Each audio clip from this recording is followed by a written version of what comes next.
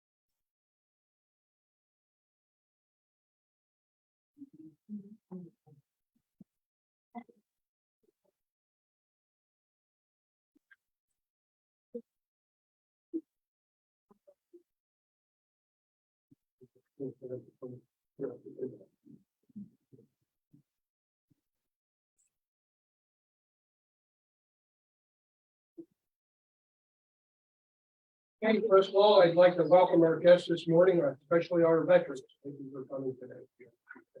This time I'll call the meeting to order. Please rise for a moment of silence, prayer, and the pledge of allegiance.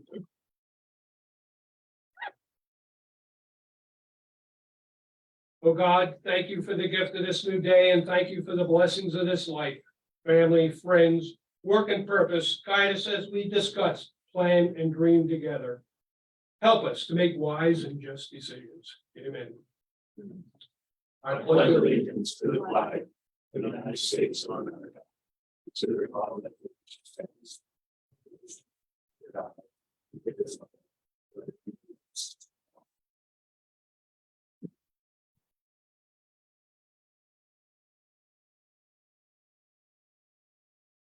These proceedings are being recorded for the sole purpose of preparing accurate written minutes. Recordings are overwritten following approval of the minutes, eliminating all unofficial records of these proceedings. The first item is the approval of the minutes of the previous meeting held January 26, 2023. Motion approved. Second. Your Honor. Yes. Mr. Lukasevich. Yes. Mr. Notstein. I abstained since I was absent. Are there any guests concerning county business at this time? Hearing none, we'll proceed. Next item, Future Business Leaders of America Week, February 5th through 11th, 2023. Proclamation number 2023-001. Motion adopted. Second. Mr. Honor? Yes. Mr. Lukasevich? Yes. Mr. Notstein? Yes, and I see we had 5 students and their advisor on the Zoom. They couldn't be here with us this morning. I would have rather had you here at the meeting, but you can certainly attend future meetings.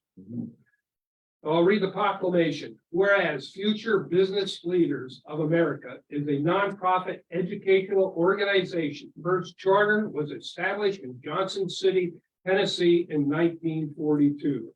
And whereas Pennsylvania's first FBLA chapter was chartered in Blairsville High School in Indiana County in 1943. And whereas Pennsylvania FBLA was officially chartered as a state chapter in 1952. And whereas Auburn Area High School officially chartered its FBLA local chapter on November 18, 1957, and it was reactivated on December 27, 2005. And whereas Pennsylvania FBLA has grown now to encompass 9,000 members statewide and over 125,000 members and advisors nationwide in middle schools, high schools, college, universities, career and technical schools, and private business schools. Whereas FBLA, PBL is a licensed or professional business organization dedicated to bringing business and education together in a positive working relationship through innovation, leadership, and career development. And whereas members perform community service activities and strive to build a student's understanding of the realities of the modern business world. And whereas FBLA teaches middle school and high school students basic business and leadership principles. and assist in the transition from school to work. Now therefore be it resolved that the Carbon County Board of Commissioners do hereby proclaim the week of February 11th, 5 to 11, 2023 as National FBLA Week in Carbon County, adopted this day by the Carbon County Board of Commissioners, second day of February 2023, and signed by Commissioner Dwayne Notstein, Chair, Rocky C. Arner, Vice Chair, Chris L. Lucas, ME member, tested by County Administrator Eloise Arner. So at this time, I welcome you here, and it's awful impressive that we had 75 members from the Prominent Area School District. And I'm sure the rest of us, as far as I know, the rest of the school districts in the county do have an FBLA program. And I welcome you, and I would call on Fiona Winger, who first contacted me about this resolution, if she would like to make some comments. You can unmute. Can you hear me?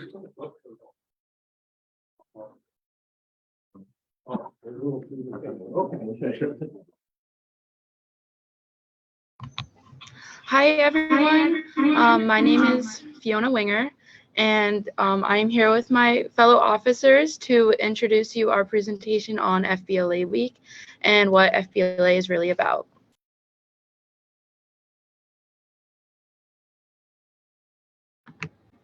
All right, hi everybody. My name is Maddie Everett. I'm the president of Palmerton FBLA.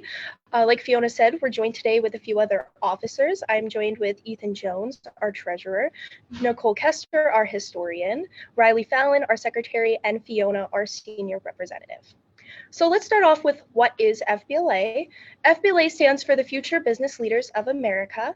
It is the high school division of a career and technical student organization dedicated to preparing students for careers in business and beyond. The mission of FBLA is to inspire and prepare students to become community-minded business leaders in a global society through relevant career preparation and leadership experiences. Currently, there are more than 196,000 members in 5,200 FBLA chapters across the US and other countries. This is Pennsylvania's FBLA's 71st year, serving more than 8,800 Pennsylvania students in 290 chapters in grades 5 through 8 and chapters 9 through 12. Pre-pandemic, Pennsylvania FBLA's membership was more than 13,000 students in approximately 325 chapters across the state. Palmerton and the other schools in Carbon County that have FBLA chapters are part of Region 21. Carbon County chapters include Jim Thorpe with President Paul Rutledge, Lehighton with President Emma Gaston, Palmerton with President Maddie Everett, and Weatherly with President Michael Berger.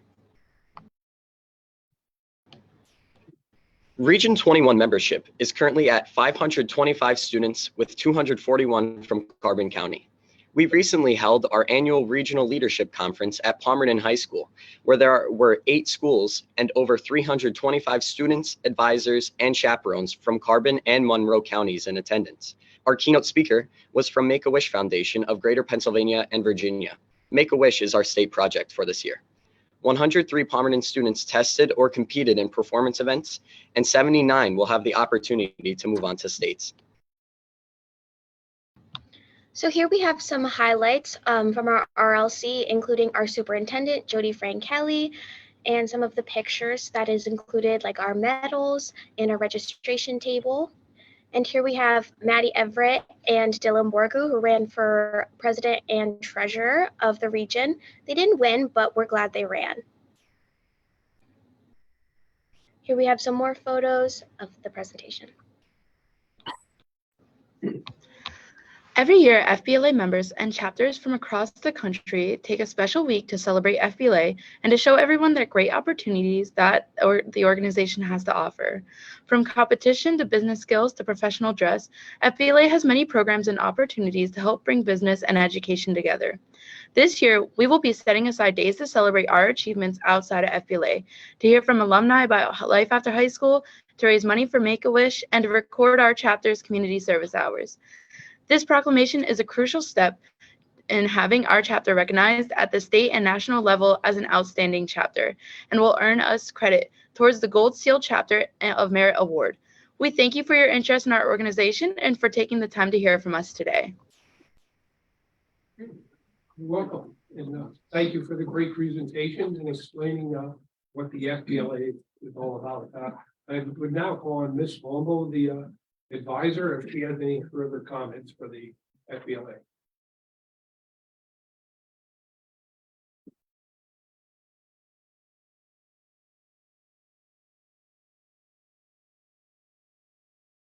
Okay.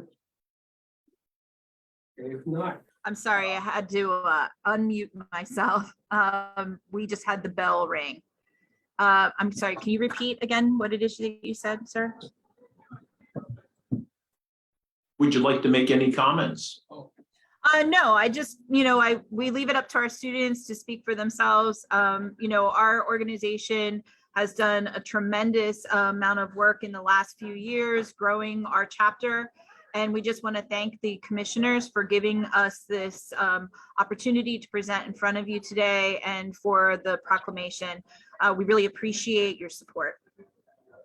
I think it gives, one optimism to see individuals like your students and those, of course, representing the chapters throughout Carbon County to show a sincere interest in business. Understanding that they're developing the skill set that is going to help fuel our local, our national, and international economies. And of course, that all is the bedrock to our quality of life that we have, of course, here locally and in America. So thank you for your dedication to each and every one of you. I appreciate it. Thank you very much. No, it's basically it's good to have this. I know there's 75 of you from Palmerton, but 241 that make up Carbon County. I think that's a pretty good number for a small county like we have. So congratulations to all of us. congratulations. This time, while we have you on, if you have a minute yet, any questions by the news media? None? Good, Rachel? You're good? Oh, okay.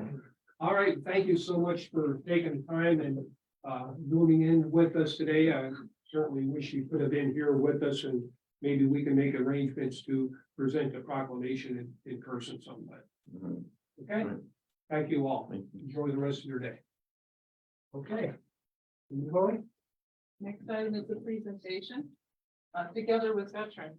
Good morning. Good morning, commissioners. Morning. Good morning, everyone. My name is on. Jennifer You want to come up Spindler. here where we can see it? There you go.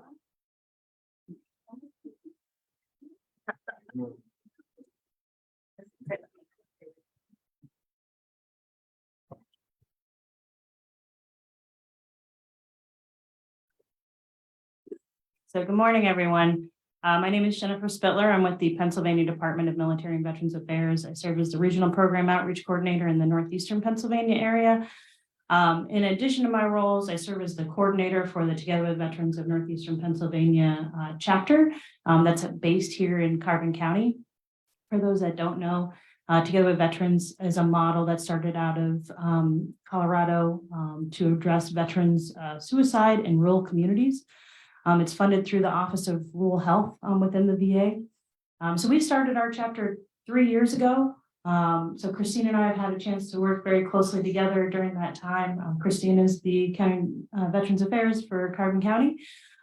So in that time, I don't think we fathomed what we were going to uncover working in this county. So we wanted to present today and really just kind of highlight some of the things we did in 2022. We're kind of all blown away, I think, still reliving of just what really we've been able to accomplish this past year and recognize the amazing people that are able to help us make these things happen. So in this past year, we were able to serve over 1,200 veterans through outreach and community events across the county, and hundreds more veteran families and community members learn about this issue. I think when we started, many people approached us and said, I don't know how this affects me because I'm not a veteran. And so we've been doing a lot of educating, and I think we've uncovered that this is an issue. Suicide affects everybody, whether you personally or your community. So people have been able to come together through various different events. We've hosted over 33 different events around the county. So I see very, very many familiar faces here. So I'm happy to see that many of you were able to attend. So how we got this done, we have an amazing steering committee made up of 13 community members of mostly Carbon County members. So I'd like to ask all of you to stand if you could for our steering committee members.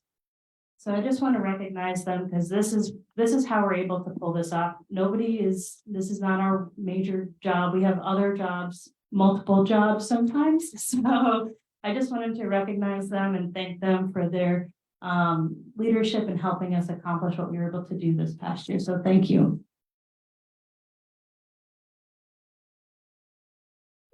In addition to that, we were able to put together two large anchor veteran-focused recognition events. One being the Vietnam Veteran Day event we hosted, which we're going to be hosting again in March. So that first event, we thought we were going to have, I think, 30, 40 people. We thought, oh, this is going to be a great event. And as we got closer to the event, Christine kept calling, well, we have 100 people. Well, now we have 150. Well, now we have 200, and it ended up being over 200 veterans and their caregivers or spouses. And we were just floored of seeing the response of people who wanted something where people could come and connect and be with other people. We saw a lot of people exchanging phone numbers, telling stories about their service, and just connecting. And really, that's what we're about, what Together with Veterans is really about. So the next anchor event that we hosted was on Veterans Day, or the eve of Veterans Day. And we'll be hosting again as well. It was at Penns Peak that we hosted a dinner for veterans. We had almost or over 300 veterans attend that event. So we've just been floored by the response from the community that there certainly has been a need for having Together with Veterans, and want to recognize how much that was to the community. In addition to those events, we were able to gather some feedback from the community on what they want to see more. And one of the feedbacks that we had from the Vietnam Veterans Day event was an interest in hosting a coffee club for our Vietnam era veterans. And so that has been going strong for almost over a year now. And we on average host between 20 and 30 veterans on a regular basis, different areas of the county. So we're seeing, like, not only was this a pilot, it is now a approved program that we see is viable in the community and can help support Vietnam veterans get building those relationships. So this past fall, one of the other highlights I wanted to mention, probably one of our biggest things that happened through a partnership with St. Luke's University Health Network, the Heighton campus. We were able to open the Veterans Hub of Northeastern Pennsylvania. So that is technically our home where we're located at. It is an open center there. Christine has her office hours there on Wednesday. We were also able to invite the Scranton Vet Center to open a community action partnership site. So if you're not familiar, a lot of the local vet centers will have satellite offices that they work out of for counseling for one-on-one sessions with veterans, which is huge. And since starting that last November, the director there that comes every Wednesday has been seeing 12 veterans, 6 to 7 every single Wednesday, which is just, I don't, like Christine says, they barely say hi to each other and she's in session. So, and has logged over 47 hours of counseling. So we see like an immediate impact as soon as that opened of veterans wanting to find a veteran-centric resource for accessing counseling. So we're just been floored by that response. So, one of the things that why we wanted to come specifically present here was just we couldn't do this without the support of local leadership. Having the commissioners, you guys are there at every one of these meetings, and it's just been speaking from a state employee where we're on a regional basis, that isn't always shared love. So I just personally, from myself and from our team, we want to say thank you for pushing us and believing this project and helping us make it is what it is today. So thank you. And I'm going to have Christine talk about the impact of how it's made on the county as well.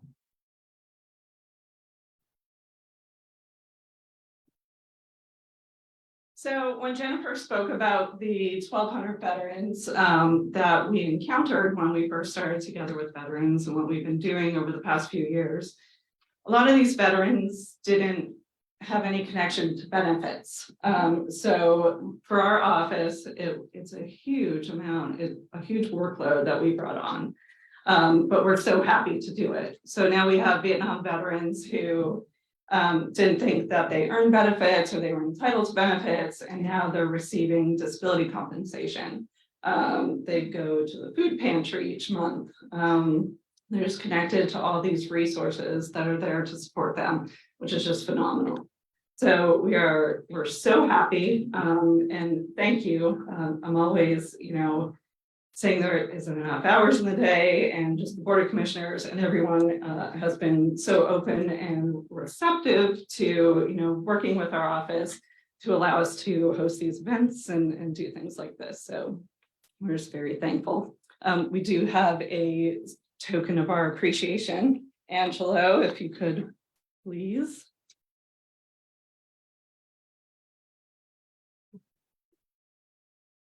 So we have our fancy Together with Veterans hoodies that we brought for everyone, and some books and coins here. We advertise. Big swag there.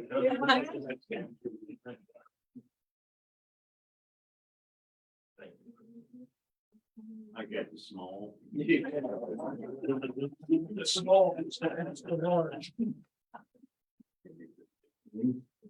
It's alarming, really, how many veterans are out there and don't even seek out the benefits. If you know of any veterans that have not been in contact with our office, please get a hold of them. Even if you're in doubt, contact the office. They'll tell you if they can help you or not. Many times, these veterans can be helped. Last week I missed a meeting because I was at a funeral for a relative that was a 24-year Army veteran. He's a master sergeant in the Army, served time in Vietnam. And after the service, a graveside service, a member of the color guard came up to me and thanked me for the work that Christine, Jennifer, and together with vets are doing.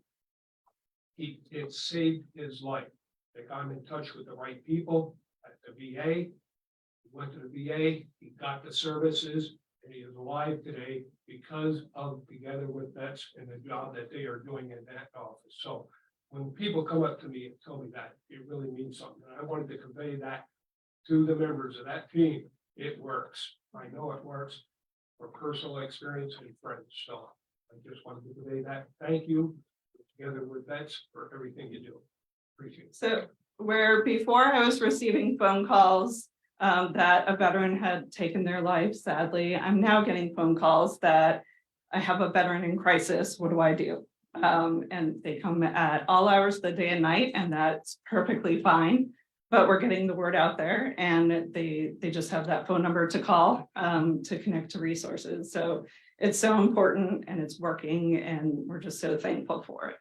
And one of the things I want to mention real quick, I was going to bring it up briefly at the end of the meeting, and the CCAP priorities of all the top 6 priorities, 3 of them, and mental health. And I know Tina here, we're very involved in that and knows what's going on and the funding issues we have, and how many veterans really have mental health issues that we have to lobby our legislators to get the additional support and help that we need for our people with mental health, especially our veterans. Thank you very much. Thank you. Thank you.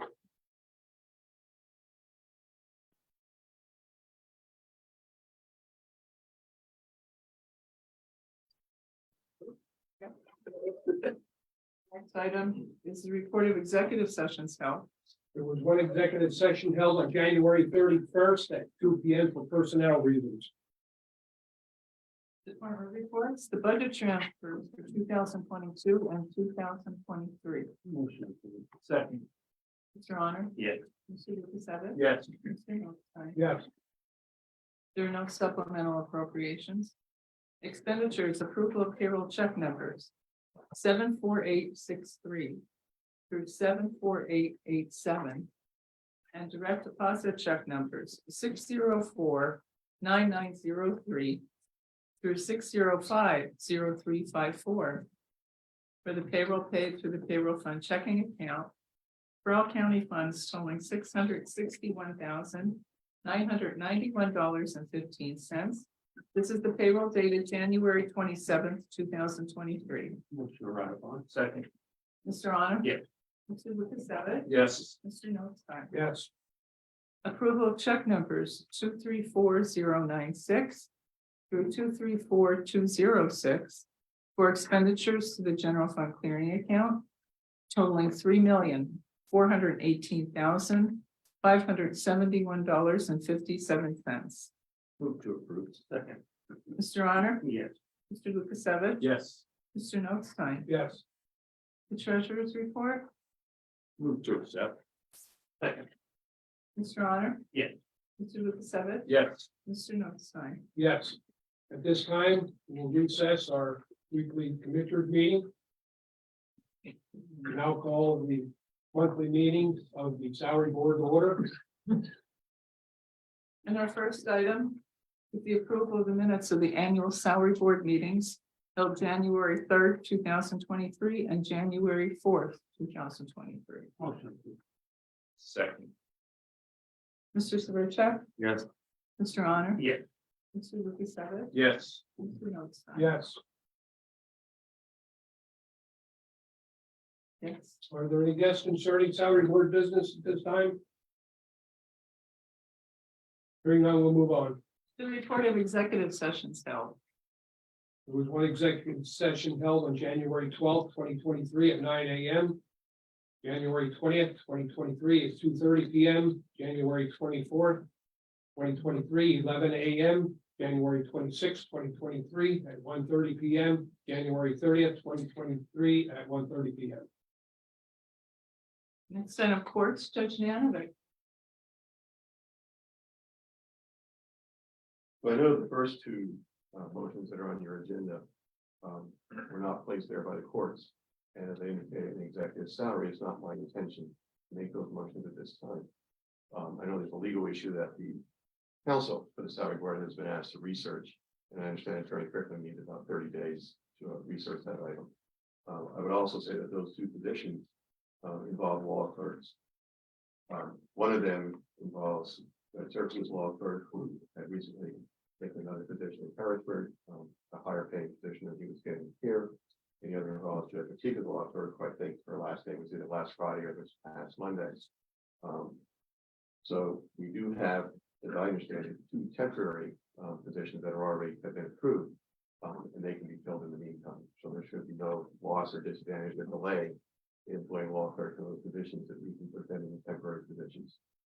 The next item, however, is the Weatherly, and I would make a motion to change the rate of one secretary one from 16.22 per hour, which is a grade 3 step F, to 14.33 per hour, which is a grade 3 step A, effective as of February 2nd, 2023.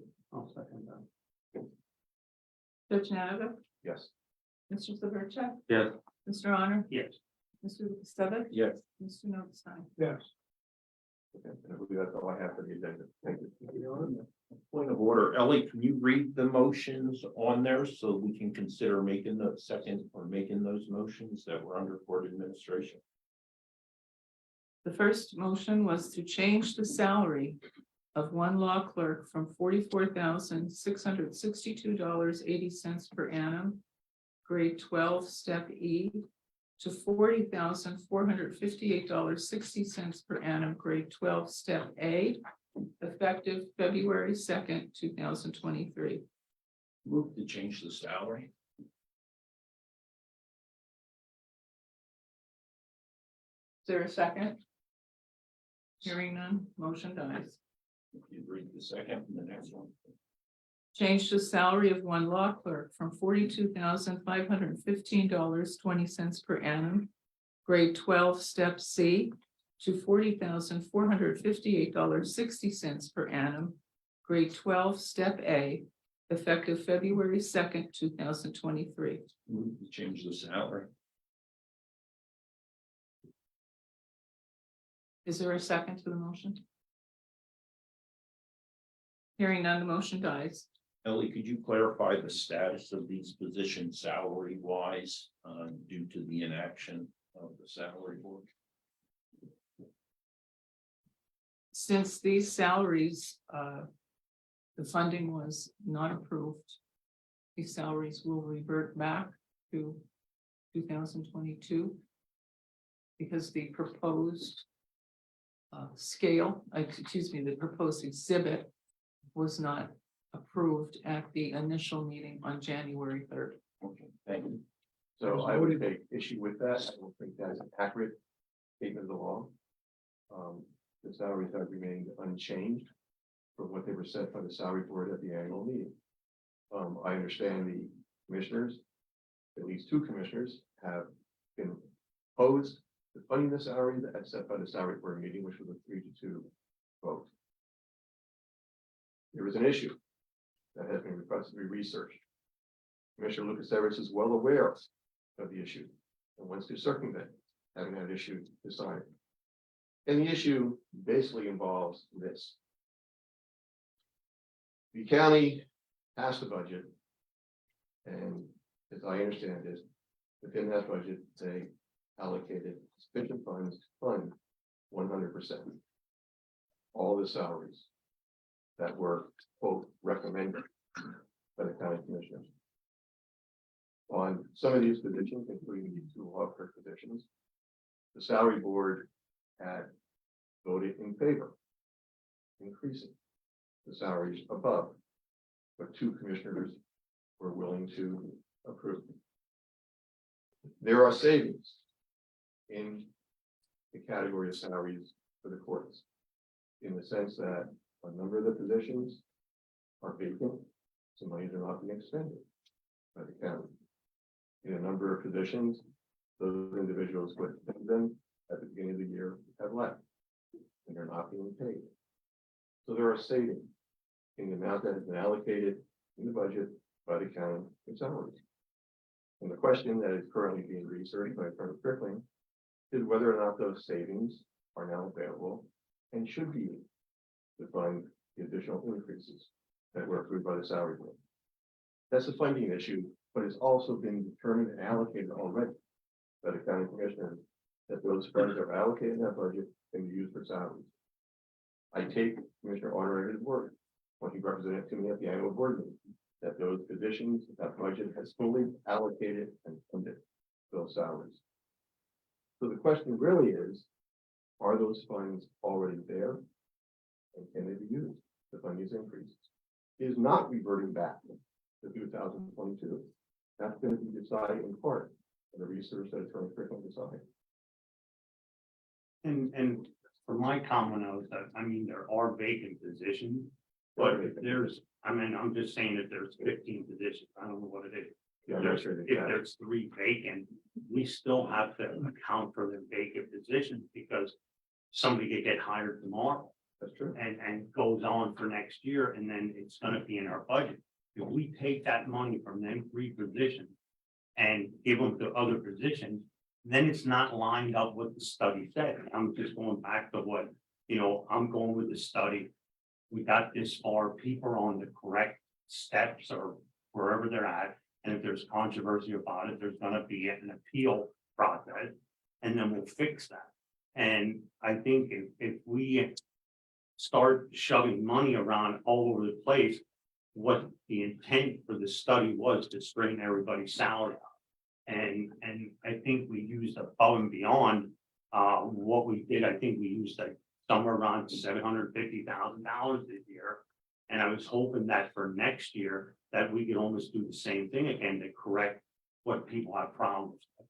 But if we start taking money, I mean, if you have 3 positions and it's $40,000 and you start putting $40,000 on salaries, their salaries are probably going to be $5,000 above, and we don't know, until the appeal process goes through and they change their job descriptions, then that's a different story.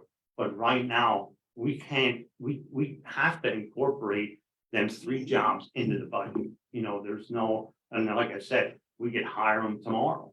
And yes, you do have a savings through the year, but that budget for next year is that person's salary is probably gonna be filled for the whole year. And that's what we gotta go off. We can't go by just a half a year person that is on the book. And if somebody, and I think the sheriff did a little bit with it, that he gave up like 3 positions to get a full-time, that's a little bit different. But to just use somebody's salaries that's on the books, that's not even, you know, that's not a rational budget way to do it. I mean, that's my opinion of it. I mean, I think where we disagree is that the Caddo decision that Commissioner Lucas would like to refer to specifically differentiate this scenario from the scenario that was present to do. And if the funds have already been allocated in the budget, they've already been assigned to that project, to that category of expenses. And this is the exact issue that Attorney Strickland is researching. And once those monies have been allocated to salaries, I don't believe, but we'll see what Attorney Strickland comes up with, that those monies will not be reallocated within that salary category among other individuals. So the monies have been budgeted, the monies have been allocated. As the commissioners know, the budget is done on an annual basis. I'm not going to foretell what the budget's going to be for next year. I don't know what the salary is going to be set at for next year on an annual basis. What I am saying is, I think sufficient, I believe, and I hope sufficient funds are there with the savings that are inherent in vacancies and people having left to basically cover these additional increases. And we have to await Attorney Strickland's research. well, and I understand that too, but then there were some others where there was like 2 departments where they actually took money away from somebody and gave to another person. So I don't want it to get to that point that everybody can just come in here and say, you know what, my department, I think I should give somebody $5,000 more and take 5,000 away from somebody else. I mean, and I go back to it, that was not the intent. And I said, everybody came in here and they wanted a study done, and whatever study you do is not gonna be correct for 100% of the people. And it's like 65% of the people like it, 20% are okay, and then the others, you know, I don't know where they're at, if it's okay, if they want to wait, you know, and some of these people, some of these salaries can go up a couple $1,000, and I don't know that, you know, and I don't want to shortchange anybody. And like I said, when I leave here, I want to make sure that all of these salaries are at the proper rate. You know, there might be some that I'm looking at that I think shouldn't get it, and maybe they should get $3 an hour. I mean, you look at some of the ones that were at $17 or $25, some of them really got pretty good raises. I mean, and looking at it percentage wise, I don't think you would have normally given that, but now we're looking at it on what their job entails. You know, it's a little bit different, and until you break down every one of them job descriptions, we're just like throwing darts at a wall trying to give people wages. I mean, now we had something set, and like I said, the next phase is hopefully where we can straighten these things out. And I said, when this started, I never said that it was going to take 1 year. I always said it was going to be 2 years, and sometimes it all depends what the county taxpayers can pay. That's the big thing. I mean, we can't give up something that's going to cost the taxpayer $300, because everybody even says about it, okay, well, everybody here, and I understand things have gone up and everybody needs extra money, whether you got to buy a tomato or gas for your car. But I think we have to show a little bit of compassion to the taxpayer too. I mean, these taxpayers are out there and everybody says, oh, they got 8.9%. Well, my neighbor got 8.9%, but her salary was only $900. So she's not getting as much as somebody that's making $20 an hour. And I just look out for them people there. I don't want to, if they're getting $300 a year, I don't want to tax them $300. You know, that's where it comes to. And if we have to, when it gets to that point, then we have to make a decision to do that. But until we have the proof on these salaries where they're supposed to be at, I mean, we're almost 3/4 of the way there now. You know, and to go off of this plan, I think it's the wrong thing to do. You know, and even some of these salaries, and I agree with you, like even with some of these salaries, are they at the right mark? Maybe you're right, that they should be more money. But I just can't see some of these where they actually take money away from people and distribute it. So once we start moving everything around, now that opened them options up. That opened the options up for somebody to take money away from somebody and give to somebody else. And those, what was on that salary study said that that's where these people were. I can't help if they were at 15 or 17, but you can't take money away from them people. You know, and I said, there were some, in fact, the way the votings go today, maybe people might not be happy with me, the way I'm voting on some of these.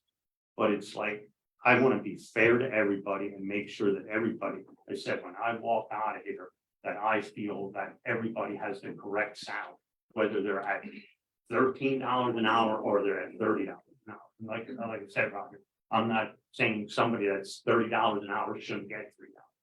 But until it's proven to me, I mean, like I said, this is the first step. I need the second step done. I mean, that's just where I'm at. I mean, what I'm talking about is not taking in any way Right. from one person in the courts to another person and lowering that. All I'm asking is that if the money has been budgeted, allocated for salaries, we use it for salaries. And if the money is in that allocation for salaries to pay these increases, it should be used to pay those increases. So we're gonna wait and see what Attorney Griffin comes up with. and I have no problem with that. Like I said, if it comes back in these salary studies, if somebody has, and if you'd have it that, you know, it would work out like that, there is no reason why we couldn't give $1 an hour to somebody if it's proven. But right now, I don't see proof yet. Good question for you, Judge. Sure. We have these vacant positions. How are we gonna approach the advertising and the salaries for these positions? Are you talking about the law clerk now, or are you For the talking law about? clerk, for the law clerk. With a law clerk, like I said, the positions are gonna, they exist under the temporary positions. And those are the salaries, I think, that are already set, if I understand correctly, at $40,458.60. And they would be hopefully accepting those positions at that salary with the hope that it might be greater, depending upon what the results are in part of Attorney Griffin's research.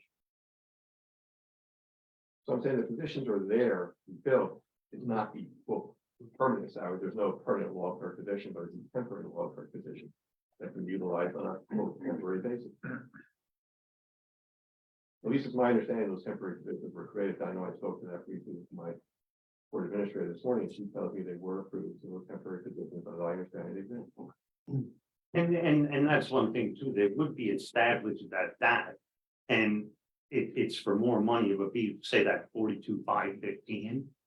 That would be to go to that if the appeal process would show that that could be given that pay. So that's another alternative. Yeah, is yeah, if there's an exactly. appeal process. Yeah.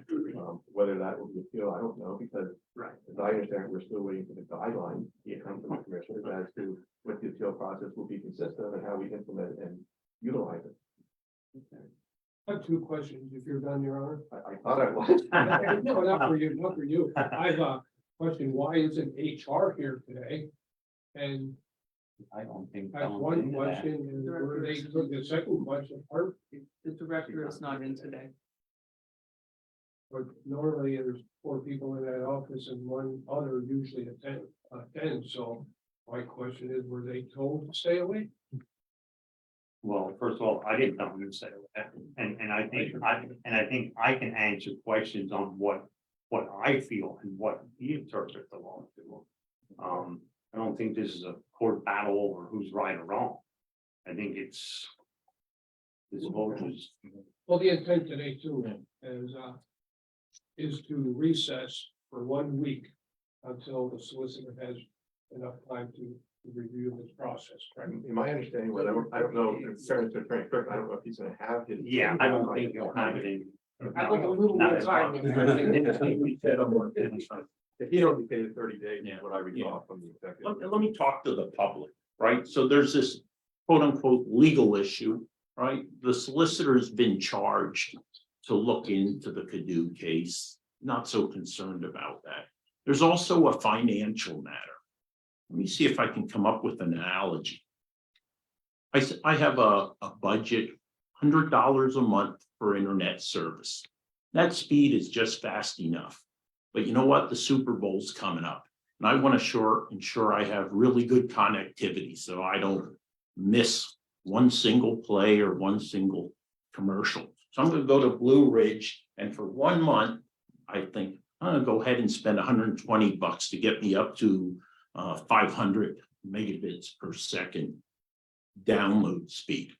And in order to do that, though, I'm going to have to cut down somewhere else for at least a month for as long as I hold that a new rate of speed, that $120 versus $100. But come next month, I'm going to have to make a decision because I can't continue to support that $120 because I want to go back to my normal consumption level of bread, milk, eggs. Same thing here, right? At some point, I have a choice, right? I go back to equilibrium, or what I do, I'm forced to either increase revenue, right? And for accounting, that's called increased taxes, or I find a way to reduce what I have to spend. And for something like personnel, that would be if you can't afford 10 personnel because your salaries have exceeded the budget, you have to reduce the number of personnel you have employed. So what the courts is trying to do here is they're trying to talk the legal issue, but there's also a significant financial piece. And Commissioner Arner clearly spoke to that. So again, you rob Peter to pay Paul. And guess what? Who's going to be paying Paul come January of next year? If this goes through, billets are filled, right? The Carbon County taxpayer. That's all I have. Regardless whether this goes through today, don't forget you voted to commit that 800,000 in salaries without increasing the revenues and passed a budget at a $3.8 million deficit. Well, you have two options. You raise revenue or you decrease expenditures, right? So I would say, and again, not speaking for Commissioner Arner, but speaking with him, we're believers in decreasing expenditures and not simply continuing to expend.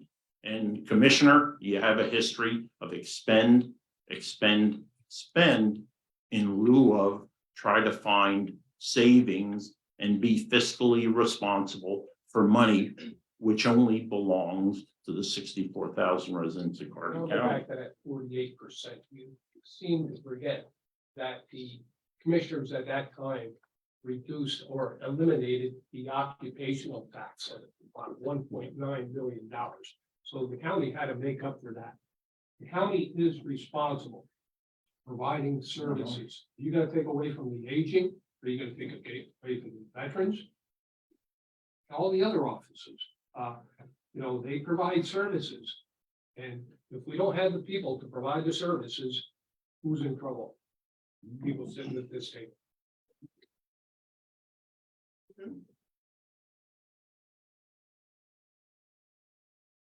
Any further discussion? Can we move on? Yes. The next item is the controller, Mr. Severcek. Thank you. This motion is due to an internal transfer of an employee.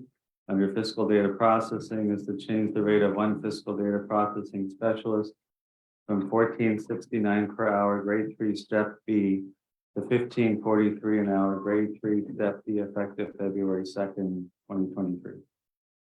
Second. Mr. Severcek. Yes. Mr. Honor. No. Mr. Lukasevich. No. Mr. Notstein. Okay, and an alternative motion to change the rate of one fiscal data processing specialist from $14.69 per hour, grade 3, step B, to $15.06 per hour, grade 3, step C, effective February 2nd, 2023. Second. Mr. Severcek. Yes. Mr. Honor. No. Mr. Lukasevich. No. Mr. Notstein. I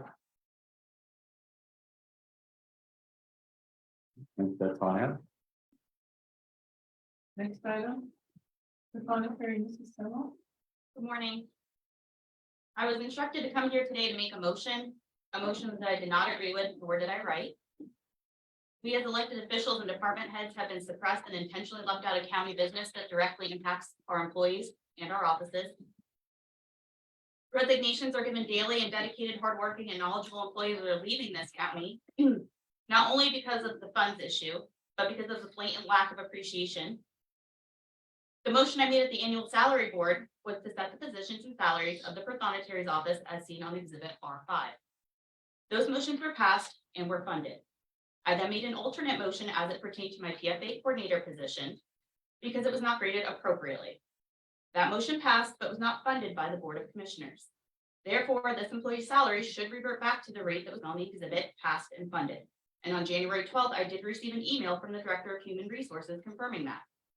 I will not be making this motion today because our employees deserve better. I will not make a motion to pay somebody less than what I think they deserve. And if the board is choosing not to fund that minimal increase, that is your decision. And again, demonstrates the lack of appreciation of these hardworking individuals. That's all I have. Thank you. Public defender, Attorney Leahy.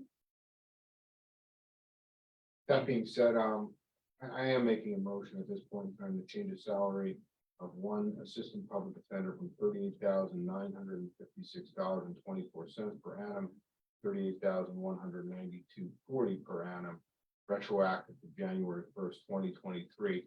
Make this motion with the hope that my requests in the future related to increased salaries of these individuals will be considered by the commissioners and will be considered in a way that shows that we appreciate their time. It was the only public defender in our office that received an increase. But I am hopeful that the commissioners will work with our office in the future so that we can try to move those salaries up in a percentage rate. I make that motion. All right, I'll second that. Attorney Levy, Yes. Mr. Severcek, Yes. Mr. Honor, Yes. Mr. Lukasevich. Yes. Mr. Notstein. Yeah, Recorder of Deeds, Mr. Gentile. Before I proceed, I have a question. So the January 4th salary board meeting, I presented the positions and salaries for the Recorder of Deeds office, exhibit R7. That was approved. And then I made secondary motions, my first and second deputy for 2.5% increase. They were approved but not funded. So my understanding is the exhibit R7 that was approved first, it reverts back to that. So the people in my office will be getting the salaries that were proposed by the commissioners. So then why am I asked to make the motion that will bring it right back to those positions and those salaries? I might be able to answer this. It's create a paper trail. I think if somebody would look at that agenda and if it should revert automatically back to that, there's nothing that says that. And that's where I think we have to have like a little bit of a paper trail, because if somebody researches it a year from now, they could look at this and say, well, they looked at the one document, but they didn't look at it where it was changed back to that salary. They would think that person had that salary, then we would have controversy over it. You know, it's more or less like a paper trail. It isn't really, I don't know what else to tell you. I don't know what you could put in an explanation for that, Bob. It's more like you have to have a paper trail to show that it went back. Or otherwise it would be on the books that it looks like that $14.99 or whatever the salary would have been. And then when somebody would go to look at it next year, they might go off of that $14.99 and then say if it would have went back to $14.50. It would have been too confusing. So it's basically, I think, a paper trail. Am I correct or not on that? That's basically what it is. Why wasn't this done when we made the 6% motions then? If it's about a paper trail, why was it not asked of us back when we made those 6% motion? I can't answer that. Because the 6% motions were passed And not funded, and it just reverted back to Yeah, what their and salary was. I don't know if that 6% had anything to do with it, like we were halfway through the budget already. This was sort of contesting the budget now.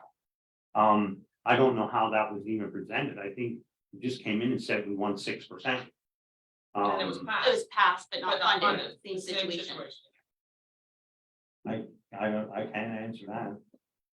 like why it wasn't done then. Well, I would say, Commissioner Arnold, what it is, it was a lesson learned. That's in our executive session, I believe it was referenced. And it was the fact that we didn't have a clear paper trail. So as you described, if someone would have simply looked at one document, they might have a misperception of what did or did not occur.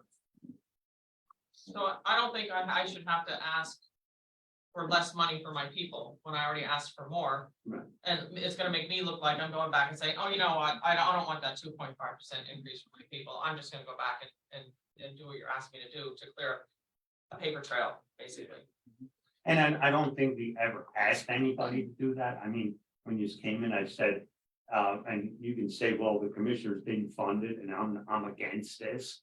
You know, whatever, and you are, there's no discrepancy in that. But like I said, it's just, why is it like that? For myself, I would have thought if it's not funded, it would automatically went back. That was my thought. Well, I want guarantee that has gone back to exhibit R7, which was approved before I made the additional motions. And we were told in an email by HR, or at least I was on January 12th, that it would be the exhibit A. And I don't know what the ruling is either. If I'm thinking that it goes back to what the proposed was, but then you hear that it goes back to what the 2022 salary. Well, that's what I So want. do they need money or not? I don't know. Proposed salary increase and not go back to the 2022 rates. I believe only the courts doesn't revert to the complement that was recommended, because the courts presented their own complement. They didn't accept the complement that was recommended. So therefore, theirs did not pass at all. So those offices go to 2022. All the row offices, if I recall correctly, initially, we voted yes, accept the complement, and then built upon the complement. So a little bit different with the courts are kind of the outlier, just like today. Conditions are going back to 2022. That's what they'll continue to be paid at.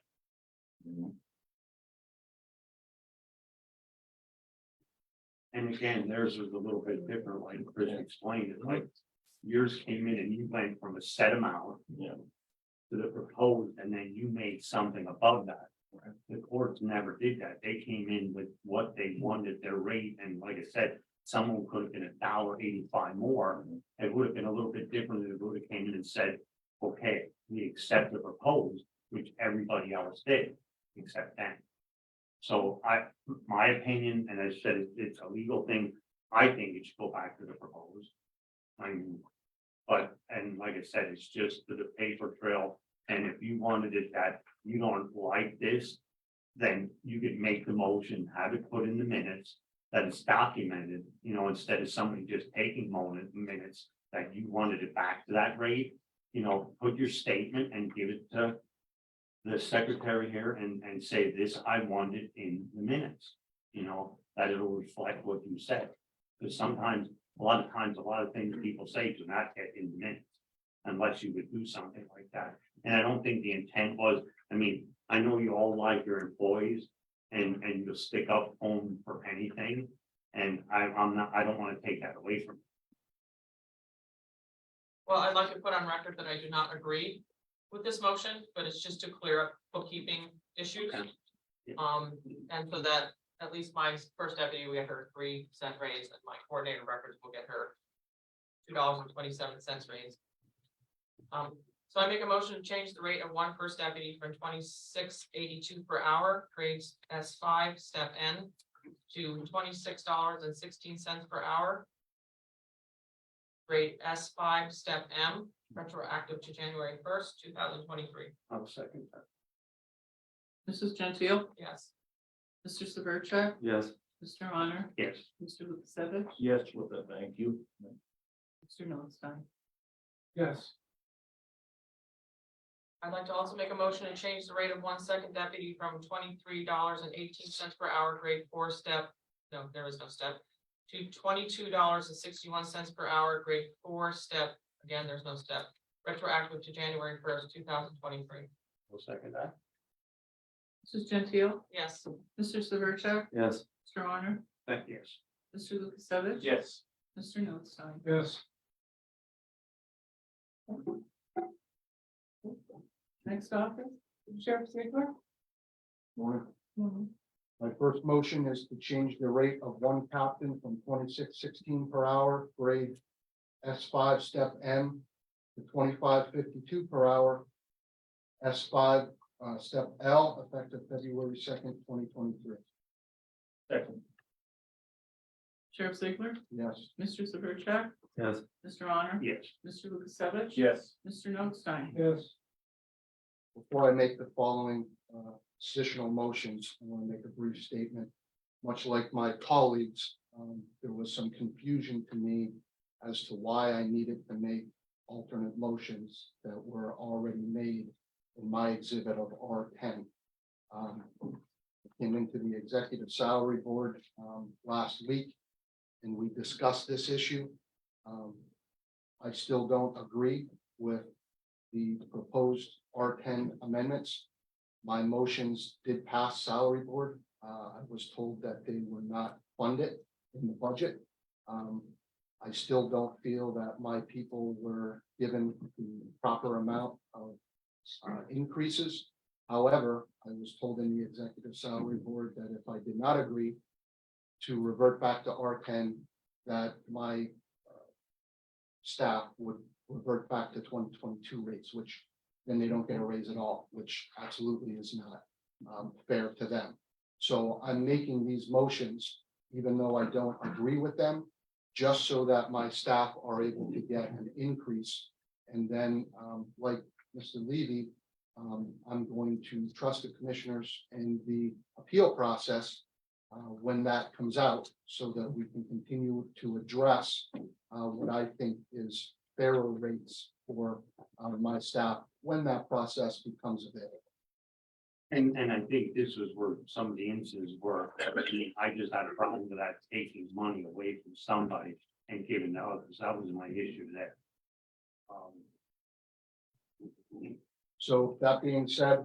Sheriff, if you could, if we could keep the discussion open for just a second, I just want to refer back to the minutes of the annual salary board.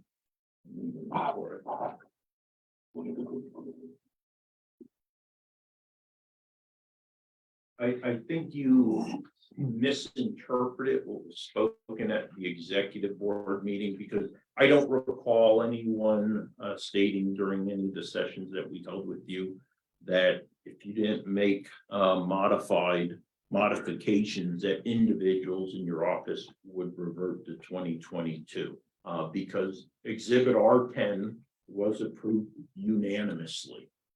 So just like for every other row office, though they revert back to the exhibit that was approved by the salary board, and which of course was also funded.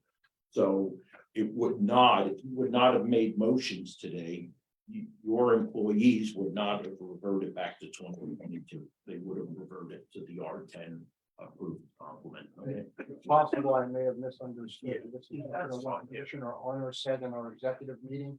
I heard that if I didn't accept R10, they were reverting back to 2022. If someone misspoke, but we all know, again, except for the exception where courts, where the exhibit was accepted, that's the new base level salary from which everything else moves up. And I think even like with the salary board, the way the agenda was presented, I think we cannot have that mistake again. We had it presented 3 different ways. And that's where I think all the confusion in.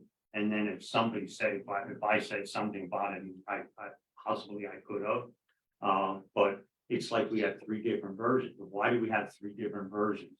How to present the salary? It should have been what they were going from to what they were getting in the proposed. And then it should have been what you presented or above. And it wasn't done like that with everybody. It's like almost like 3 different versions.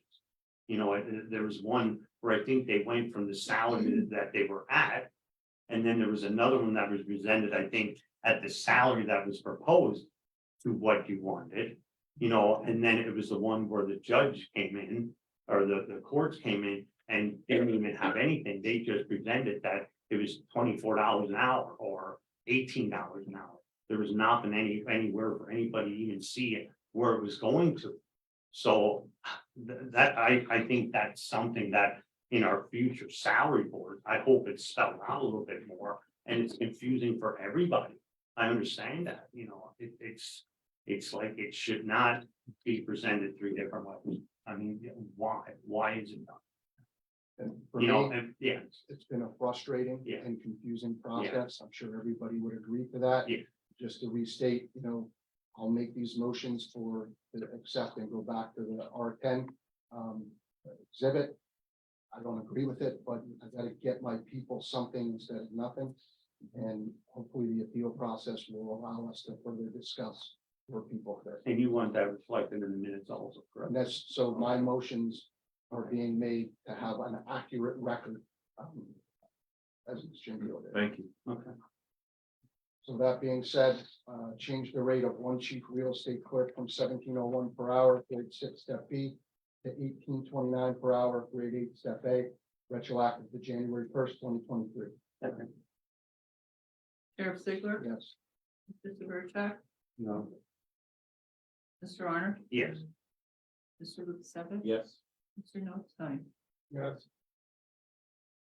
Change the rate of one administrative assistant from 1506 per hour, grade 3, step C, to 1433 per hour, grade 3, step A, retroactive to January 1st, 2023. Second. Sheriff Ziegler, Yes. Mr. Severcek, Yes. Mr. Honor, Yes. Mr. Lukasevich. Yes. Mr. Notstein. Yes.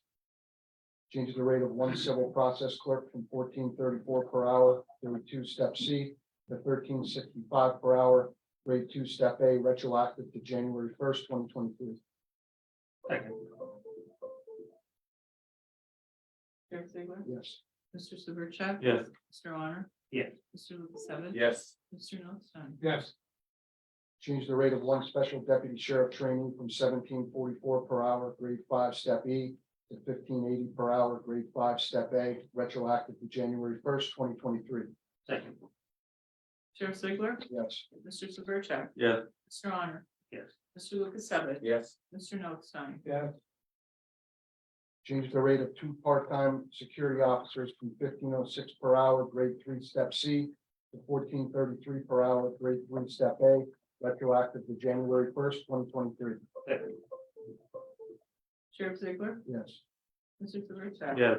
Mr. Honor. Yes. Mr. Lukasevich. Yes. Mr. Notstein. Yes. Thank you.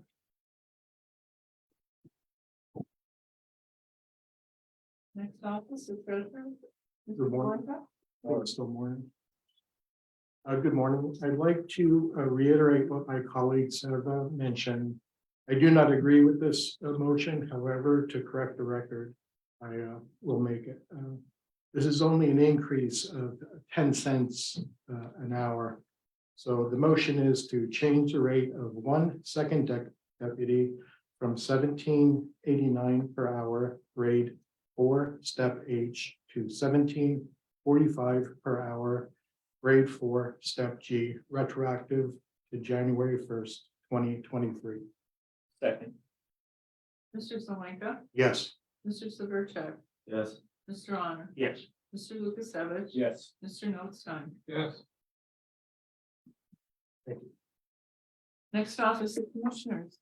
Establish the position of one assistant chief clerk, office manager trainee at $25.49 per hour, grade S7, step H, effective February 2nd, 2023. Motion. Second. Mr. Severcek, Yes. Mr. Honor, Yes. Mr. Lukasevich. Yes. Mr. Notstein. Yes. Establish the position of one fiscal assistant paralegal trainee at $18.29 per hour, grade 8, step A, effective February 2nd, 2023. Move to establish. Second.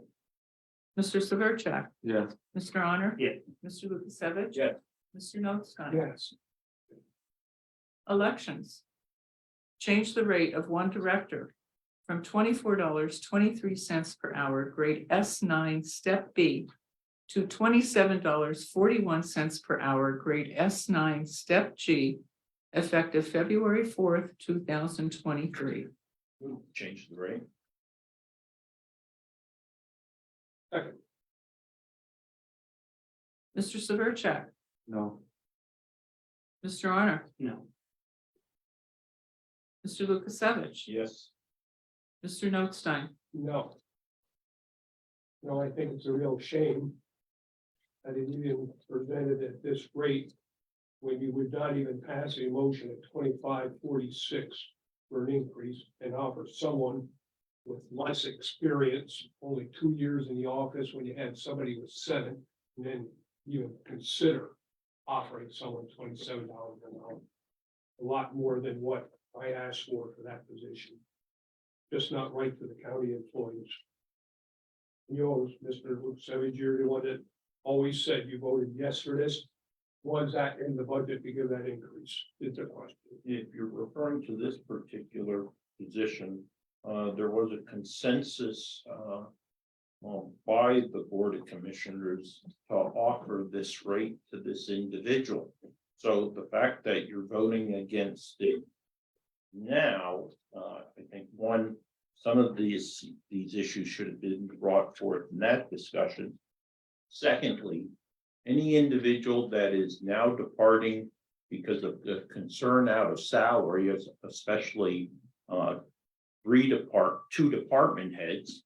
I know both of them had been told, one personally by me, also by at least one other commissioner, that there would be a process for review, and that if they displayed a little bit of tactical patience, they could expect a fair reexamination of the classification on their job description. They made the adult decision to depart at this time, which forced those job classifications, instead of being looked at after mid-March, based upon the policy that was recently put out, they had to be moved to the front of the pecking order in order that we could advertise their positions. So again, a little bit of tactical patience, these positions would have been reviewed, and if justified an increase in salary, that would have been brought forth before this board.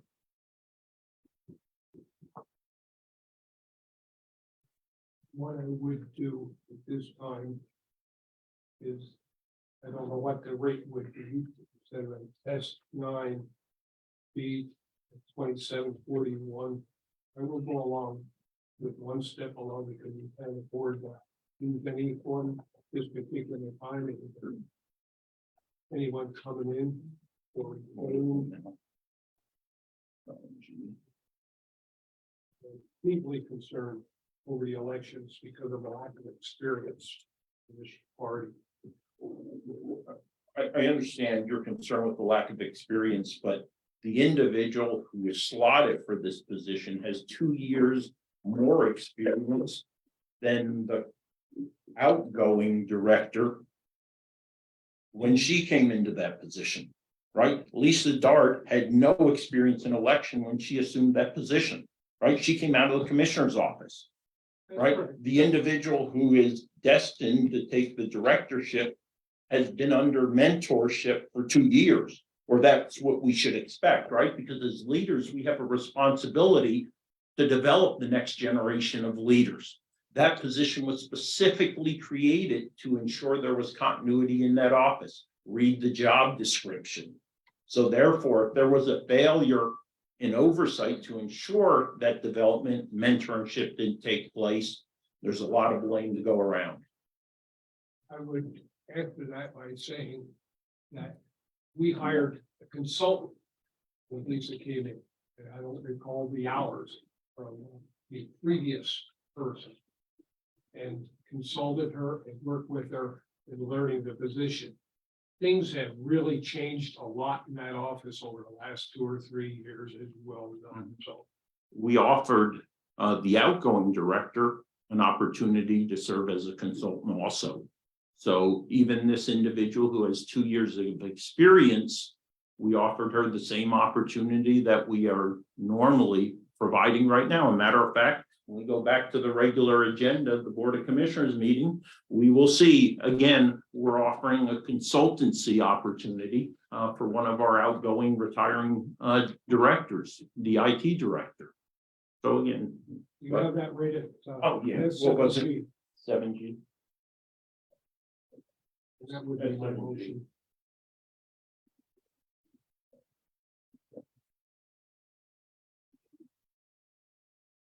All right. 2487. 26, no, well, to what one again, Commissioner, no, see what did you? Oh, I'm sorry, I got the wrong one. Because it's Wrong line 9F, here. right? It's 9A.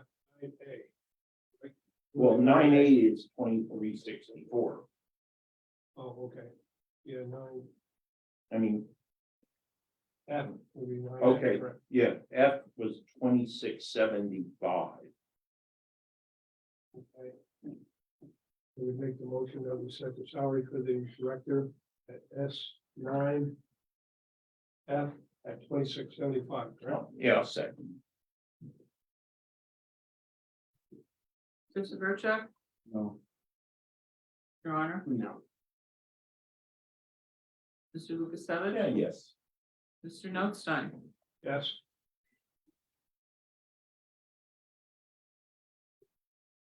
We have an alternate motion. then.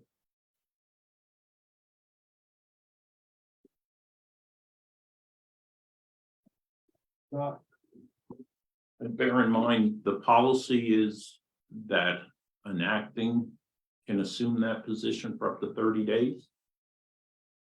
Or again, I mean, the acting director doesn't have to accept increased responsibility. we do not have an acting. We only have In- an assistant. Okay. Okay. All right, but she will by default serve as the interim until someone is hired, correct? at the 24-23. Right. Right. That's what it is now. No. No, at her existing rate, Oh, her- at her existing rate. her existing. Yes.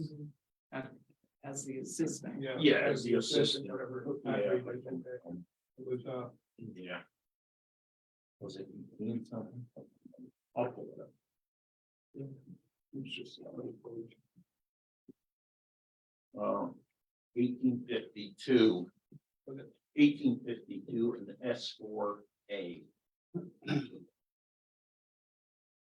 But again, we'd have to stay on the 9. Okay. And so it should fall within the S9.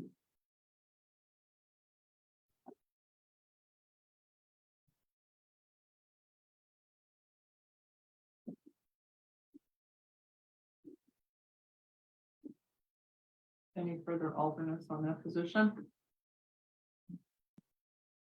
I'll make a motion that the rate go from S9B 2423 to S9C of 2484. 484. Second. Mr. Severcek, Yes. Mr. Honor, No. Mr. Lukasevich. I want to check the current salaries first.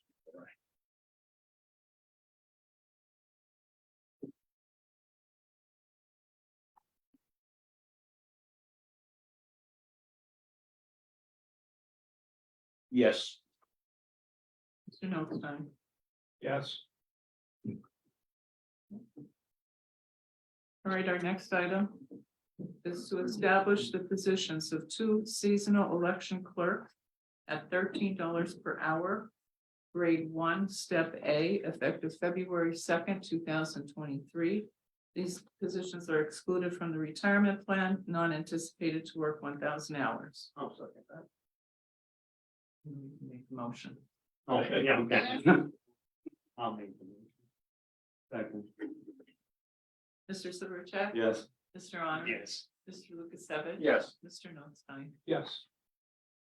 Abolish the positions of 2 part-time election clerk at $13 per hour, grade 1, step A, effective February 2nd, 2023. Second, or make a motion. Second. Mr. Severcek? Yes. Mr. Honor? Yes. Mr. Lukasevich? Yes. Mr. Notstein? Yes. At least I didn't find it wrong.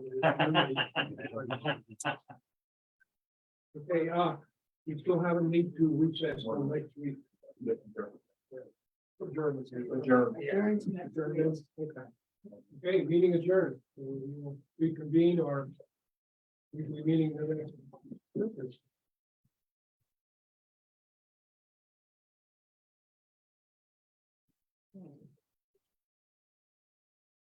The next item is the personnel report.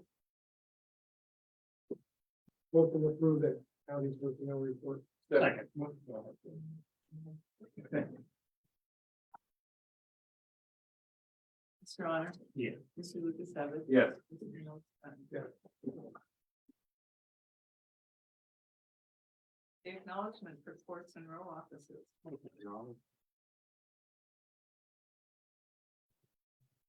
Second. Mr. Honor? Yeah. Mr. Lukasevich? Yes. Mr. Notstein? Yeah. Correspondence was received as listed. Copies will be made available to the press upon request. Budget for 2023, correction for approval.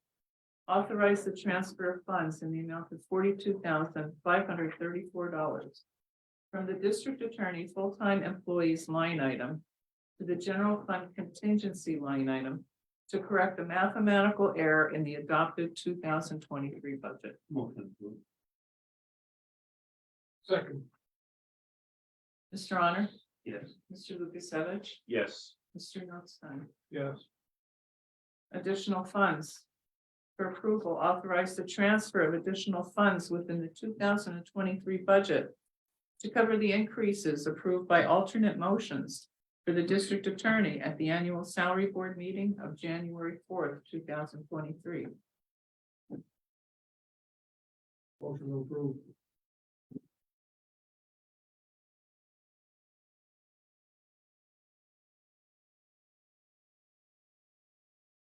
No second? Hearing no second, motion died.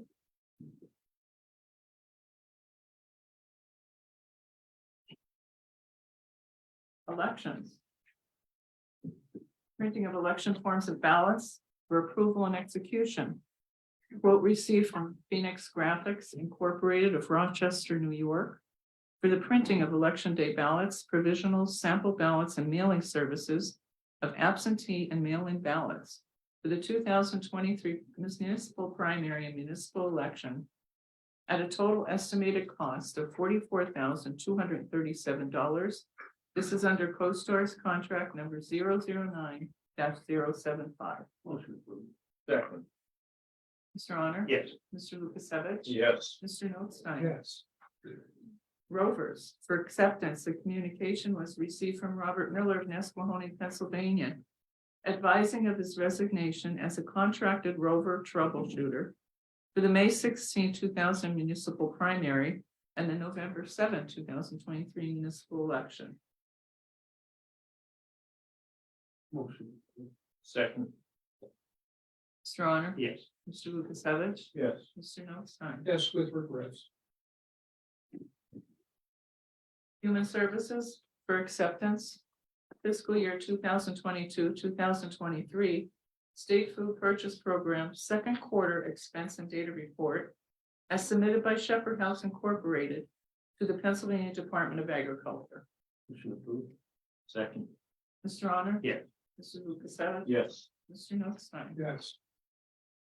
TFAB for acceptance. The 2022-2023 first quarter, October through December 2022, inventory utilization report and invoice expense reimbursement request for the Carbon County, the emergency food assistance program, which has been submitted to the Department of Agriculture. Motion approved. Second. Mr. Honor? Yes. Mr. Lukasevich? Yes. Mr. Notstein? Yes. Information technology. For approval and execution, a consultant agreement between the County of Carbon and Jerome Scarpati of Lehighton, Pennsylvania, to provide training and assistance to the Carbon County Information Technology Department on an as-needed basis. Consultants shall be paid a total of $150 per hour for a maximum of not more than 100 hours per month to be paid on a monthly basis. The term of this agreement shall begin on the 11th day of February 2023 and shall continue for a period of 4 months until the 11th day of June 2023, or unless terminated by either party.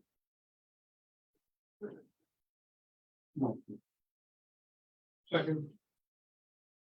Mr. Honor? Yeah. Mr. Lukasevich? No. Mr. Notstein? Yeah, just want to point out one thing right now, we're with retirement of this or adding, we are down 3 IT persons in the county on the courts and 2 here, so we're already overwhelmed, so hopefully we'll have someone on the agenda for next week. I'm not sure if anything's happening in the court, but I think we finally got a recommendation for hire on the county side. And I think for this motion, we're sort of like trying to protect our ballot. And there's no powers really committed to it, we could have a person coming in for IT and saying, no, we don't need Jerry, but then we have to keep our options open. In case there is a problem. Okay, next item, Lanta, for approval and execution, the fiscal year 2022-2023 second quarter NATP report for submission to the Pennsylvania Department of Human Services as prepared by Lanta. Motion. Mr. Honor? Yes. Mr. Lukasevich? Yes. Mr. Notstein? Yes. The Mock Chunk Opera House HVAC project for approval and execution. Time extension request from Spots Brothers Incorporated of Schuylkill Haven, Pennsylvania, for the HVAC project at Mock Chunk Opera House due to acquiring the approved permits as required by the Borough of Jim Thorpe. The new contract deadline will be April 21, 2023. Motion approved, execute. Second.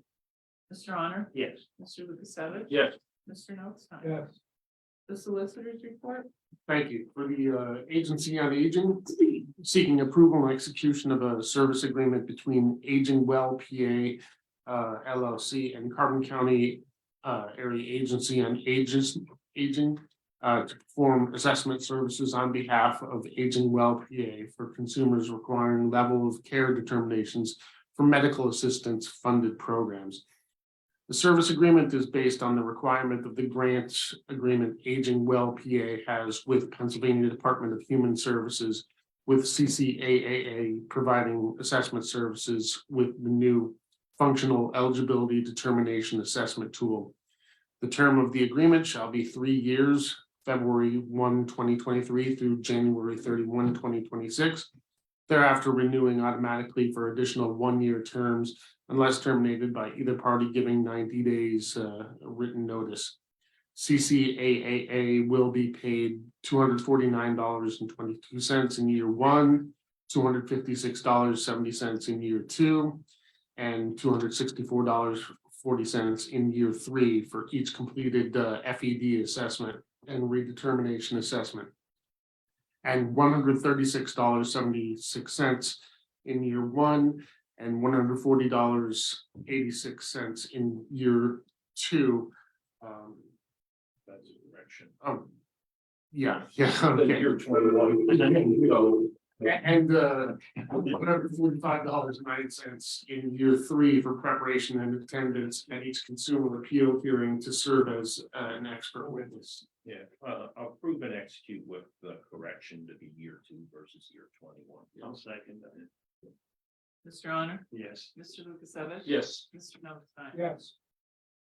For the coroner, seeking adoption of a resolution establishing the revised fees for the coroner's office. Move to adopt. Second. Mr. Honor? Yeah. Mr. Lukasevich? Yes. Mr. Notstein? Yeah. The Emergency Operations and Training Center seeking approval and execution of change order number 1 from Keystone Fire and Security of Allentown, Pennsylvania for additional design, installation, and training to the video and audio recording system for the EOTC facility in the amount of $8,764. The new contract total will be $74,469. Prevailing wages apply and payment terms of 30% for mobilization and 70% progress billing for installation and completion. This is under CoStar's contracts 034-050 and 040-063. Motion approved. Second. Mr. Honor? Yes. Mr. Lukasevich? Yes. Mr. Notstein? Yes. And lastly, for tax assessment, seeking approval of a stipulation between Cedar Realty Investments LLC and the Carbon County Board of Assessment Appeals. The fair market value of the subject parcel located at Long Run Road in Franklin Township, Carbon County for assessment purposes shall be $39,000 effective as of January 1, 2023 for Carbon County and Franklin Township taxes, and as of July 1, 2023 for Lehighton Area School District taxes. Accordingly, the corresponding assessed value of the subject parcel will be $9,466 effective as of January 1, 2023 for Carbon County and Franklin Township taxes, and effective as of July 1, 2023 for Lehighton Area School District taxes. Motion. Second.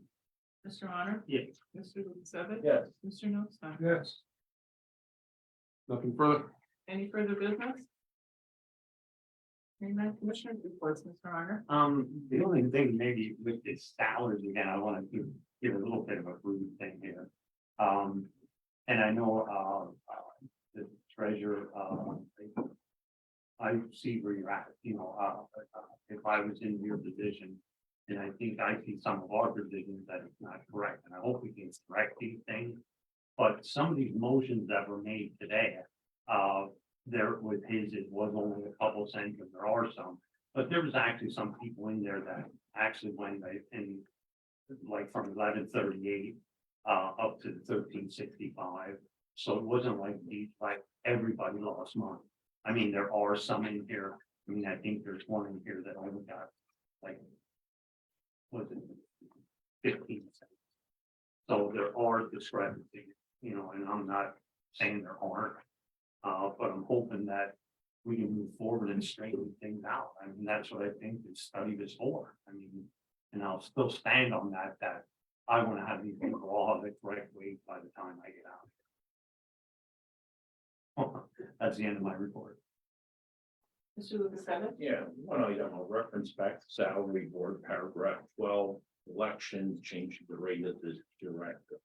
So, you know, this body attempted to imply that Chris Lukasevich was responsible for setting that rate on the agenda. That's what I took away from the conversation. Just to be clear, Chris Lukasevich did not set that salary on the agenda. I did not disagree with the salary that was set on the agenda, because that's a great discussion point from which to start. So for any implications that may have been made, shame on you. First salary board, of course, there was all discussion in there. That's what it put on, so. Yep. And that's what salary board executive sessions are for. Those decisions are made.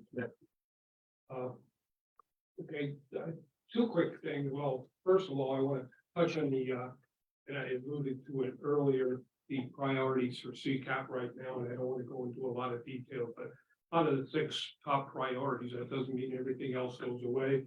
But the county inmates with mental health issues, county mental health based funding increase, the cases are getting more complex, a lot more people involved in it.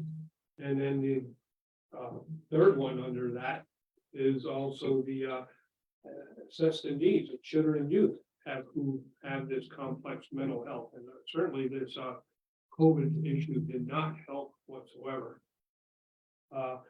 Just real quick, the other 2 issues in the top 6, broadband access and development, again, a top priority, one of the top priorities for CCAP. Promoting election integrity. I certainly hope with this governor and the committee that CCAP has, that the governor will, this governor, I'm sure, will be more receptive to sitting and meeting with the county commissioners, the election directors, the people that run the daily elections, and that we can come up with a good, solid answers and not getting misleading or statements up to and including the day of the election from the Department of State, what you should or shouldn't be doing, et cetera, or being wishy-washy on their questions. The other major one who affects all the counties is the 911 funding reauthorization. That bill is set to sunset on January 31st of 2024. To the county, that's about $2 million a year, depending on fees. That could change their the big hole up there, I do believe, is the funding distribution. It totally is really unfair to what it was based on about 10 years ago when it was first started. So, you know, it's something that the county commissioners have to push and move forward in a hurry. The other thing, an article in the paper, and I knew this was coming, was the EMS crisis with Mahoning ambulance pulling out of the Weatherly area, leaving Weatherly, Lehigh, Luzerne Townships, Packer Townships, probably Beaver Meadows as well, without a primary provider in that area. Carbon County has already closed eight ambulance corps in this county over the years. 3 or 4 of them just the last few years. The Heighton ambulance has been covering a great portion of that by taking over Jim Thorpe Station, the Penn Forest Station, Summit Hill Station, where you at one time had Summit Hill and Lancer each had their own. That's Mahoning closed recently. Weatherly was closed, and Mahoning tried their best to cover, but it comes down to financial. They don't have the call value. Very few volunteers left in the county as far as EMS because of the call value. And only Heighton ambulance alone ran over 12,000 calls last year. And I'm working on getting the statistics and having a meeting with EMS and eventually with the local municipalities. But this all came out of Resolution 6 in 2018 of the 95-page study on recommendations like the Resolution 60 in 2004 with their recommendations for fire and EMS. The problems are the same. It's just getting a lot worse. I was talking to a paramedic last night as well. Unfortunately, and I hate to say it, for Mahoning Township is really stretched thin. They're out of money. They don't get the support of the local municipalities, as well as most of them do not. There's many issues for the lack of volunteers. It's the time commitment, the training involved are some of the issues. The funding issues for EMS, the reimbursement rates for Medicare, Medicaid, it did increase recently, but they're still behind the times. Some of the ambulance, the 5 county areas that were in this study that we just finalizing now, a 357-page report. I sat on that steering committee with 3 other commissioners, consulting group, and CCAP. And some of the other issues were some of the ambulance corps, it costs over 100 hours, even with the revenues from these types of calls. They get a lot of calls by police and others to come out or get called to a home. If they don't transport, they don't get paid. They have the funding issues of billing. We're working on trying to get legislation for direct billing and payment to the ambulance corps. What happens now? The people get the bill for or they check from their insurance companies and they put it in their pocket and do not reimburse the ambulance for those calls. And you know, that's more prevalent than you think. It's the frequent flyers that are out there that are creating problems. And there's different models of 3 T's, they call it triage and transport, to try to reduce some of these calls. The pay is not the best. They keep losing like everywhere else. No one wants to do it anymore because of the amount of hours involved in this. I know we had a long meeting already today, but the report for doing a final approval on the draft that will be presented at CCAP work with the comm center, the ambulance corps in addressing some of the issues, and a lot of the issues are the same here in Carbon County. The problem is now that the Mahoney will be pulling out of Weatherly as of April 30th. They have to give so much notice to the Department of Health, etc. Now that ambulance, closest ones are, I don't know, Lake Harmony possibly, going across Interstate 80, Lehighton ambulance coming out of Jim Thorpe or Summit Hill. When Nesquehoning closed about 2 years ago, they took over that territory. What it does is the response times to get an ambulance to the scene are going up. In one of the counties that were in the study, they have a 51% scratch rate, meaning they don't get out the door in the first call. They have gone, now it's a rural county, right, but they have gone as 5 deep, meaning called second call, third call, fourth call, fifth ambulance, so they finally get somebody out the door. Usually, I don't know what their protocol in other counties are, but here it's 3 minutes, you get a second tone, 3 minutes. Third, in 3 minutes, you get no response, or sooner, they will call the second call. Wait time can be tremendous. I know from experience, when my wife is in the hospital, trying to get transport from 7 o'clock in the morning to Lehigh Valley for heart treatment, took till 3 o'clock in the afternoon until they got transport. Another victim in the hospital emergency room, no transports, no ambulances were available. They finally called the health center because it was getting dire that this person get to a trauma center and they couldn't wait any longer, which, maybe have been a $2,000-3,000 bill. They're talking over $50,000 now for a helicopter ride. So it's trying to express the importance or the severity of having to wait. I don't want to hear that it's not your responsibility. It is the responsibility of the local municipalities, but it does not say to what extent you're responsible. But they have a toolkit. We came up with a toolkit. It's lots of recommendations. Some of the recommendations are Resolution 6 and previously in Resolution 60. Not all of them are there. It was fire and EMS combined, but they will be presenting those to the municipalities, hopefully in April or May sometime, and do a presentation of some of the things that they can be doing to keep or reduce the response time or to support the local municipality. That's all I have for today.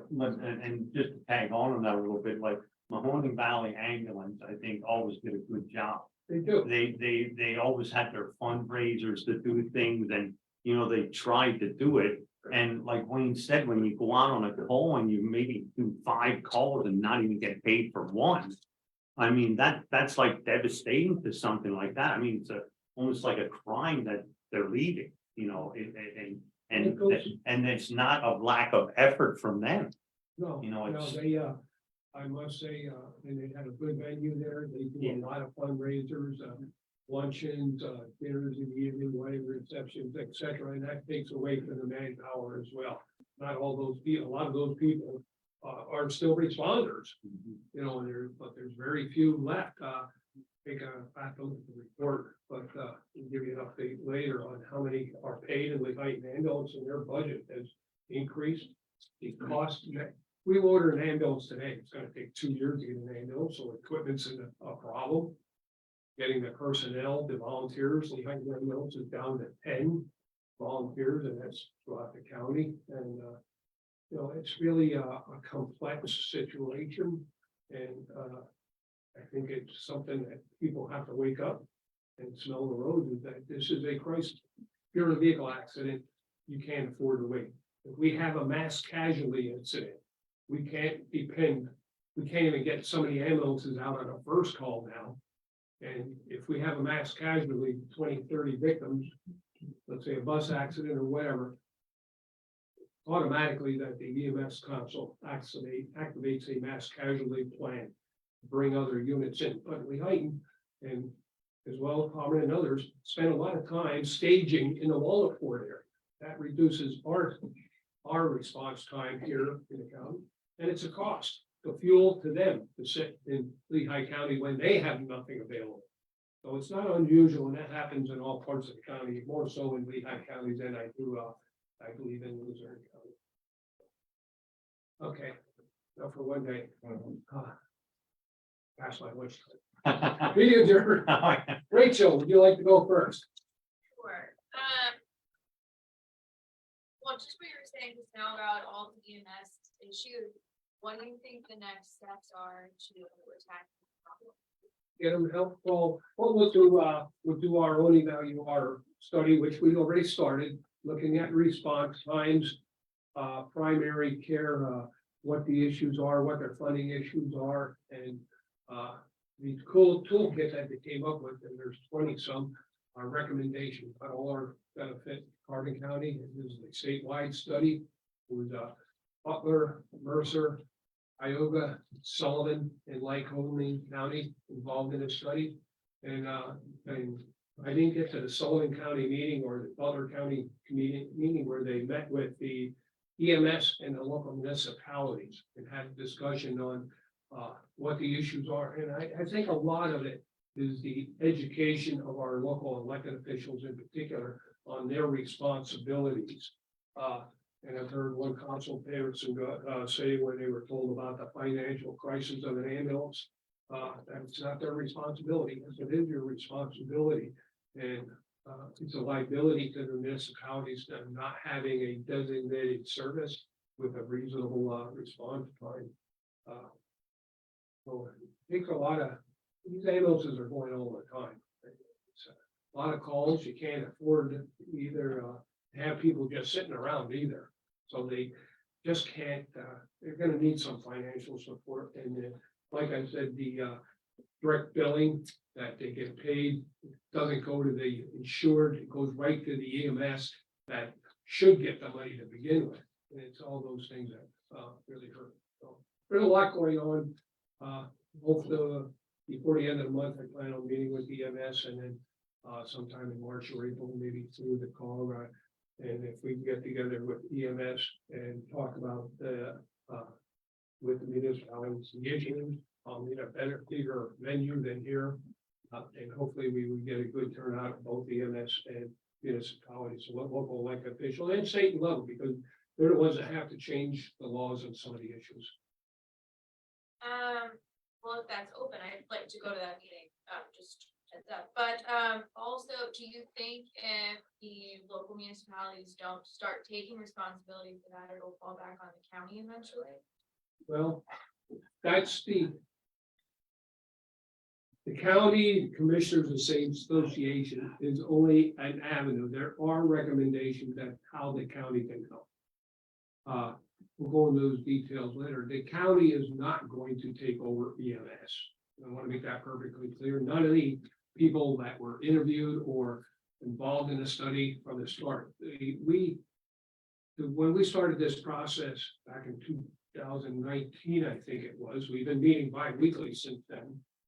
Sometimes in person, very few, but in that first meeting, we had the executive director of the county commissioners, we had the executive director of the townships, the boroughs, EMS, and a variety of elected officials, etc. And the municipalities, nobody wants to raise taxes. I don't want to raise taxes, we have to provide a service. And they are reluctant to be involved. But now that they're being better educated as to what the problems are and their responsibilities, and it's spelled out in our summary report, under the laws, it's quoted where they are responsible for townships and boroughs goals, So there are ways that not always the money, it's sometimes it's leadership, it's assisting the EMS people, especially in the smaller EMS ambulance corps, the financial support. They aren't experts, they aren't grant writers, etc. There's so much involved. I'll give you more details later. It's a long day. And then, sorry, the salary board, I just want to make sure I'm understanding correctly.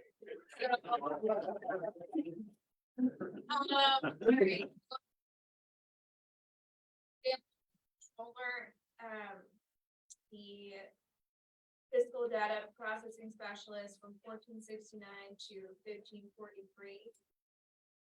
No, that's not your example. So one of the ones that's decreasing is the initial, like, okay, so the treasurer from 1789 to 1745.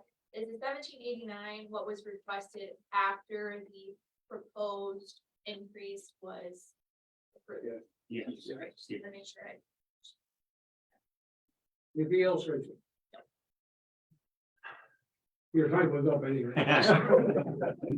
Amy. Yeah.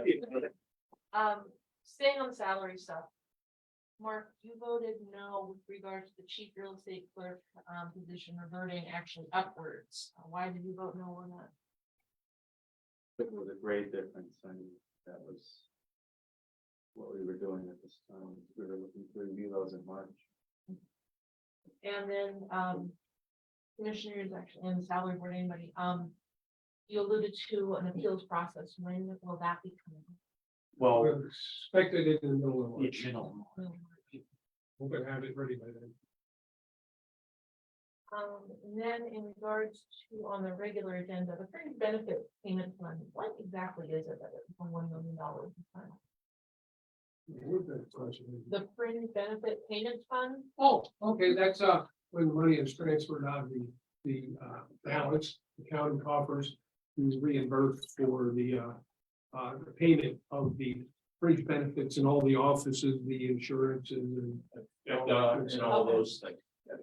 Wasn't quite sure on that. Commissioner Lukasevich, you spoke about the consultant position for the, and then you voted no to that. Why?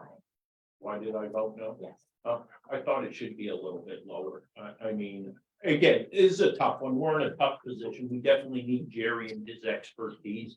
And he is worth actually a lot, but no, he currently earns $35.71 an hour. Well, right, yeah. But the benefits don't add up to that. Right, so now you go to 150, and obviously he becomes, more or less a 1099, so he's gonna have to assume his own benefits out of there and stuff. I thought 150 was too high. And it's a dilemma for us, unfortunately, with Brian Yeah. leaving, retiring. And to that, we're there and know all the programs and everything. There's gonna be times when they get called up at a comm center, these guys, and they aren't familiar yet with the programs and computer programs, because we deal with so many different programs. Everyone's different between the courts, the county offices are all different, we're all dealing with different companies, Tyler or whoever, and so that's. Yeah, I don't like it either, but the outside consultants are even more 200 and up. Yeah, and as Commissioner Arner mentioned, we aren't committed to 100 hours. We have the flexibility to go up to 100 hours. As So, needed. yeah, as needed. And then I know you said there were 3, you're down 3 in the IT department. So how many do you have now? Right now, we're down to 3 people. We should have 5. Well, currently 2 until Jared retires on the 10th. Hopefully we'll have another one on board by then. I don't know what the start date is. If he takes the position, we have a recommendation. We'll have to go from there. So what you're seeing, Amy, is right, we're seeing that effect of Brian departing, right? So once Brian departed, as we did our interviews, just so happens the best person for that position was internal art IT. So it's that snowball effect that we're seeing, really. Well, Court IT, we've been down how long and haven't, Kelly? Hey, dude. How long has that position been vacant tonight? Since September. And trying to find the right people for the job is not that easy. Again, a lot of it is salaries. So all those employees from Meta and Amazon who are IT techs being laid off, there are opportunities in Carbon County for them. That's all I have to thank you. You good? I'm not asking. I appreciate that. Oh, we got this picture out of the other day.